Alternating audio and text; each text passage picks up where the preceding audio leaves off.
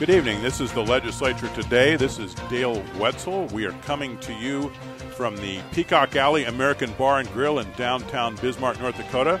We have with us the Ag Hour, which is what we call it on the Legislature Today, and we have three legislators who represent agricultural districts and are intimately familiar with agriculture. They are working agriculturalists themselves, and we're talking about Representative Wes Belter. He's a Republican from Fargo, and he represents a rural district in Cass County and that spreads out into neighboring counties. He is the chairman of the House Finance and Taxation Committee. We also have his trusty vice chairman, Mr. Craig Hedlund, who is a Republican from Montpelier.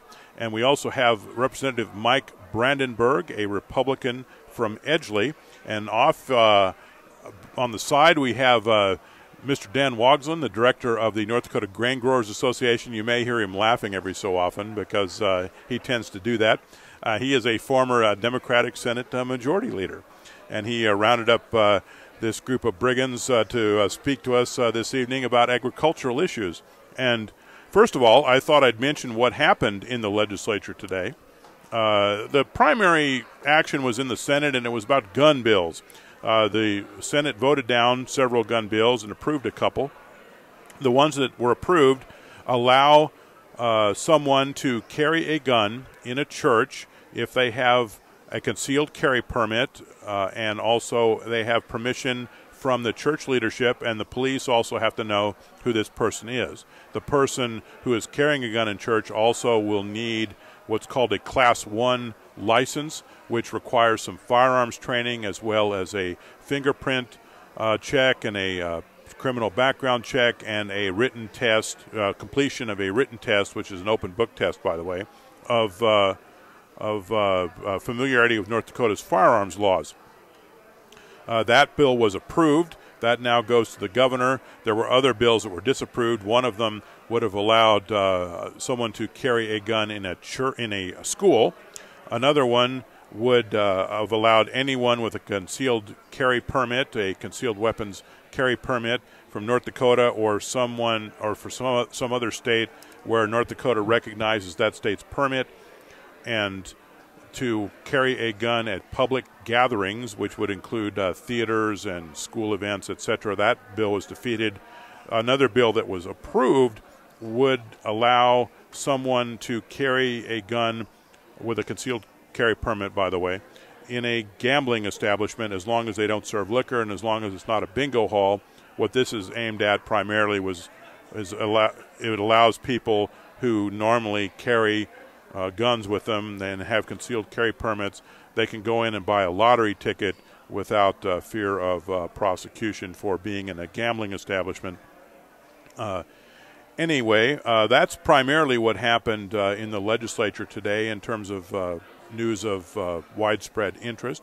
We're going to be speaking to our three gentlemen about a number of subjects, and I thought we'd start out with something called cow shares.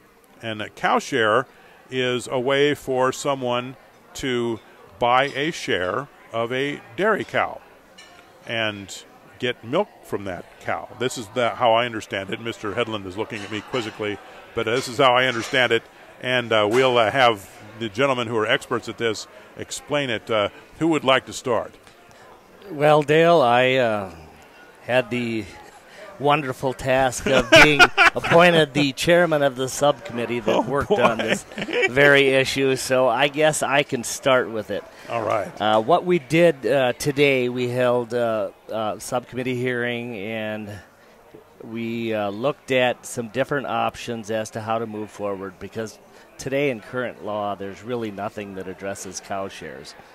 So we took a look at the Colorado statutes, and they were brought to us by the Ag Department, and I think we found something that might be workable.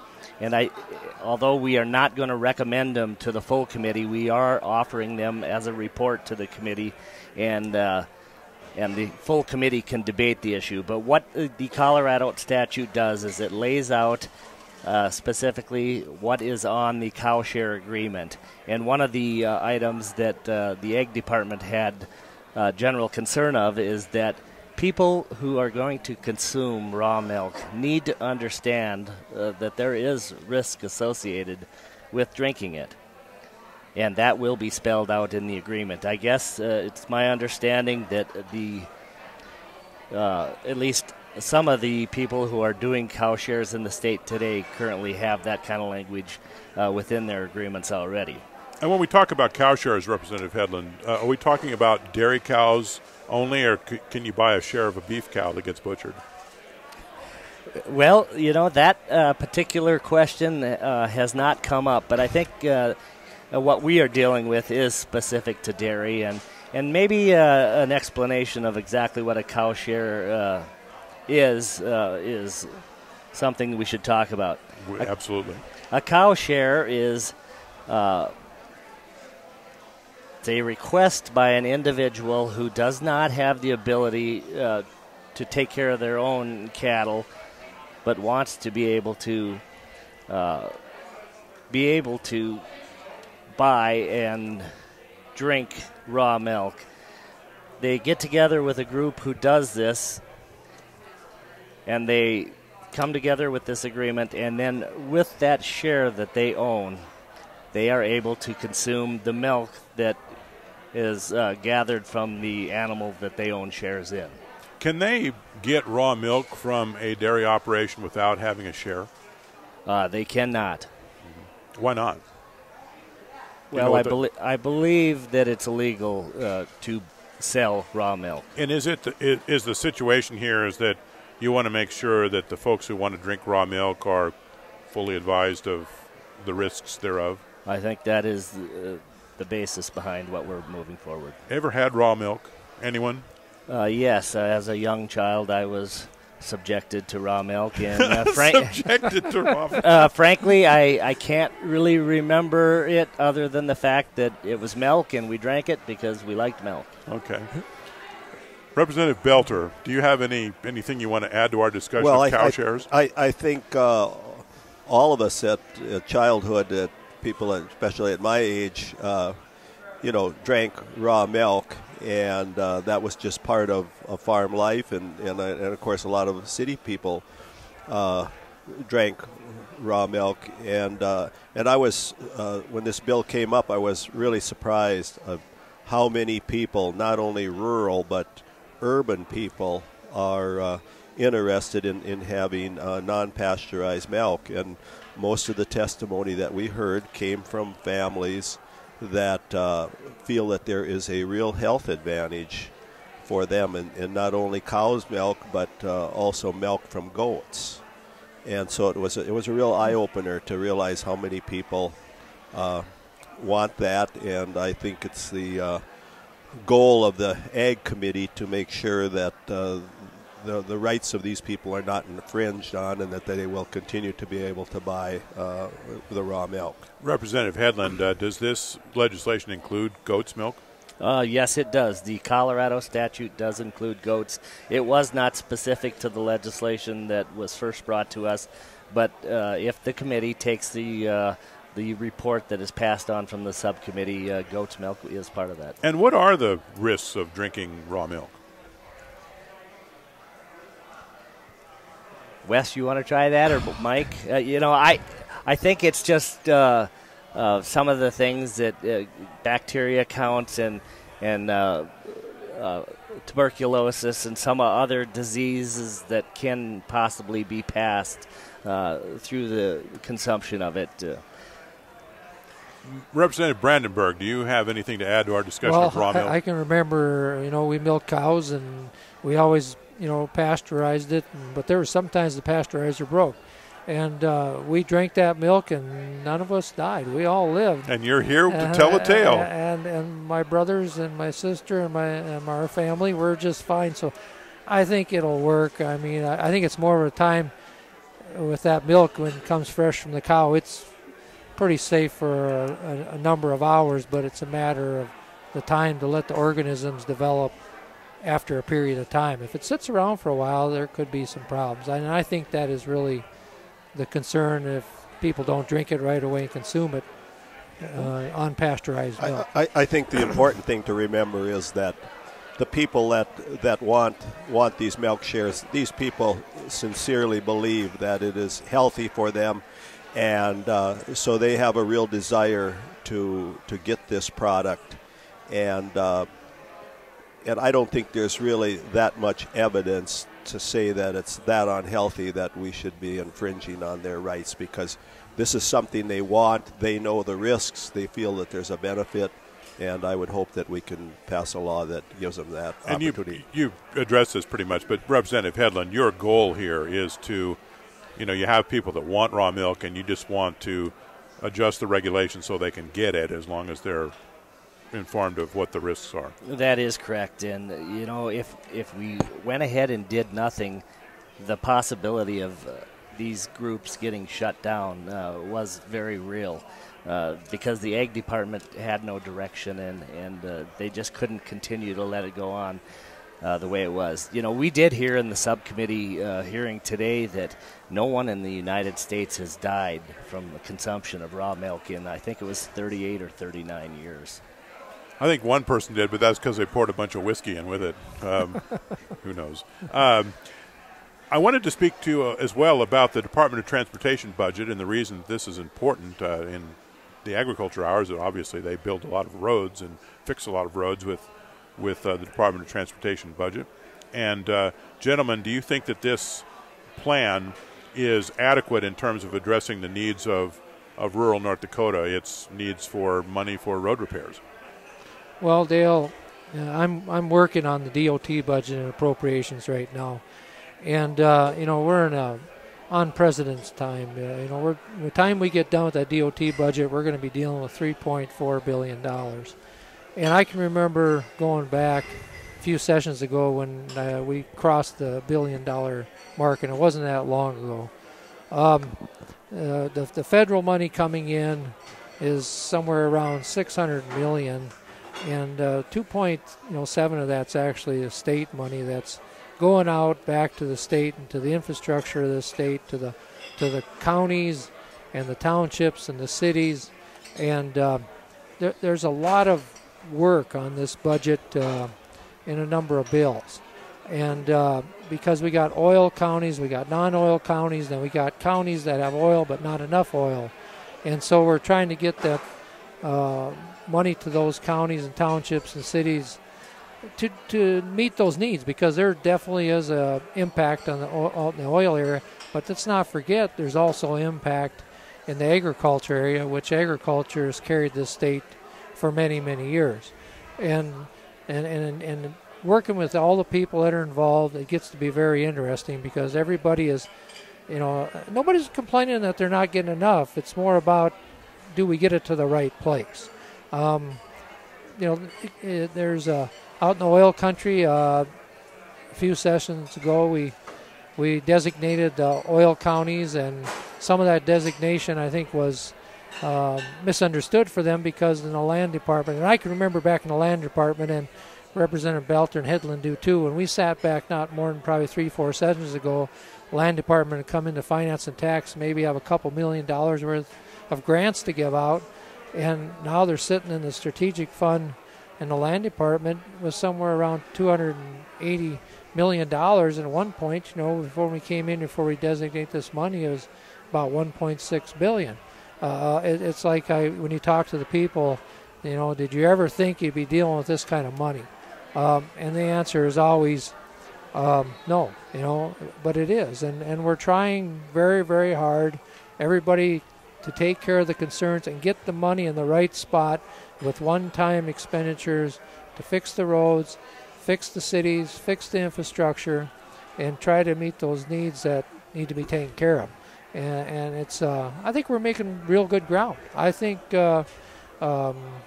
it's a process that it's a different mindset from before, where you didn't have this kind of funding, and so you really got to think about where is the best place to put this, and that is the issue of where we're going to end up with all this funding. Representative Belter, where do you think that rural interests are being adequately taken care of here in this budget. Well, I certainly hope so, and it was pointed out we have the massive infrastructure needs of the West. One of the things that has really transpired with agriculture is the closure of small elevators. I can think of our own farm that we had five elevators within 1 to 6 miles of our farm. Now all our grain is delivered to a terminal elevator that's 14 miles away, which is still a relatively close haul for a terminal.